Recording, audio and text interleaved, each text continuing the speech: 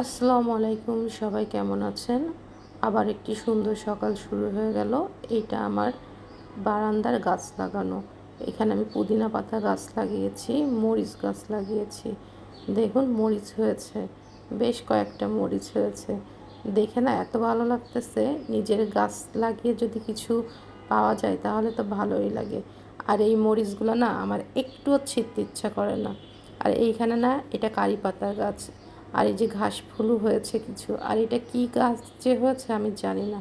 আর এই কারি পাতার গাছটা বেশ পুরানো, প্রায় 5-6 বছর ধরে আছে। এটা আমি সব সময় রাখি, এই কারি পাতার গাছটা। আর নিচে দেখুন সব নিমের গাছ আছে। আর এই যে চলে আসছে আমার গেস্ট। এখন বাজে 11টা 15, যেহেতু রোজার মাস একটু দেরি করে কাজ করি। তো আমি রান্নাঘরে যাচ্ছি আমার বিড়ালদের খাবার রেডি করার জন্য। তো ওদের জন্য মাংস সিদ্ধ করা আছে আর পাউস, ওরা এটা খাবে। আর রান্নাঘরের অবস্থা এমন অগোছালো কি যে বলবো। আমি মাছ বের করছি আজকে রান্নার জন্য, ভেটকি মাছ বা কোরাল মাছ, আপনারা কে কী নামে এই মাছকে বলেন। রুমে চলে আসছি, মিস্ত্রি আসছিল কাজ করার জন্য। তো আমার বিড়ালগুলো মিস্ত্রিকে এমন জ্বালাইছে, ওনার কি যেন একটা নিয়ে খেলা করতে শুরু করছে। তো ওদের খেলা দেখলে তো আমার কি হবে, আমার তো রান্না করতে হবে। দুপুর হয়ে গেছে, এই রোজার মধ্যে দুপুরেই রান্না করতে আসি। তো এই যে মাছটা আগে আমি ভেজে নিব। মাছটা হলুদ মরিচ লবণের গুঁড়া দিয়ে মাখিয়ে রেখেছি, ভালোভাবে মাখিয়েছি। আর রোজার মধ্যে না খুব কম খাওয়া হয়, যে সবাই আসলে সব এত কিছু খেতে পারে না। তো অল্প করে মাছ রান্না করব, 4 জন যেহেতু আমরা 4টা মাছ নিয়েছি। আর এই যে আমি হাতটা ধুয়ে ফেলতেছি। আর মশলাও না শেষ হয়ে গেছে, এখানে পেঁয়াজ ছিল কাটা। তো আমি অল্প সব করে মশলা করে রাখছিলাম। মাছটা আমি এখন উল্টাই দিব।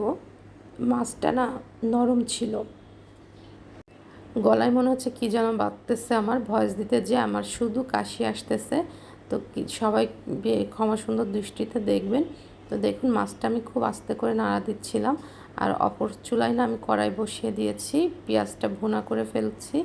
আর এই যে মরিচের গুঁড়া দিয়ে দিব একটু, যেহেতু মাছ ভুনা করব। আর আমি মাছটা কিন্তু আজকে ভুনা করব সিমের বিচি দিয়ে। একটু লবণ দিয়ে দিয়েছি, একটু দিব জিরার গুঁড়া, তারপর দিব ধনিয়ার গুঁড়া। এই যে সব গুঁড়া আমি এই বাটিগুলোতে সুন্দর করে গুছিয়ে রেখে দিয়েছি। এটা ধনিয়ার গুঁড়া ছিল। আর আমি সব প্যাকেট মশলা খাই।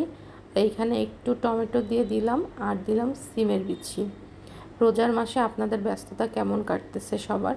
আমার তো খুব আলসেমিতে যাচ্ছে, কেন জানি মানে শরীরটা চলতেছে না। রোজার প্রথম থেকেই ঠান্ডার জ্বর ছিল, ভালোই লাগতেছে না। তো এই চুলাতে আমি করলা ভাজি দিয়ে দিলাম, একটু পেঁয়াজ দিব, হলুদ লবণ সব কিছু দিয়ে করলা ভাজিটা আমি বসিয়ে দিলাম। তো যেটা বলছিলাম, রোজার মধ্যে আসলে সবাই দেখতেছি অসুস্থ থাকতেছে, প্রত্যেকটা বাসায় জ্বর ঠান্ডা লেগেই আছে। আর আমার তো এই 10-12 দিন ধরে জ্বর ঠান্ডা। তো এই চুলাটায় আমি পেঁয়াজ রসুন দিয়ে বাগার দিচ্ছি। পেঁপে ডাল বসিয়েছিলাম প্রেশার কুকারে, সেইটাই বাগার দিয়ে দিলাম। আপনারা এই যে এতক্ষণ পর্যন্ত যারা আমার ভিডিও দেখছেন সবাইকে থ্যাংক ইউ ভেরি মাচ।